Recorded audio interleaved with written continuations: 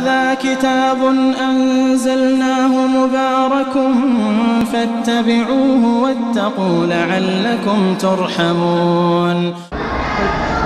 أعوذ بالله من الشيطان الرجيم. هل أنبئكم على من تنزل الشياطين؟ تنزل على كل أفاك أثيم يلقون السمع وأكثرهم كاذبون والشعراء يتبعهم الغاوون ألم تر أنهم في كل واد يهيمون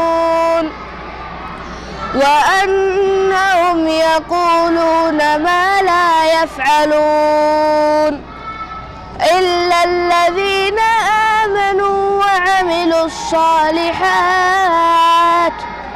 وذكروا الله كثيرا وانتصروا من بعد ما ظلموا وسيعلم الذين ظلموا أي منقلب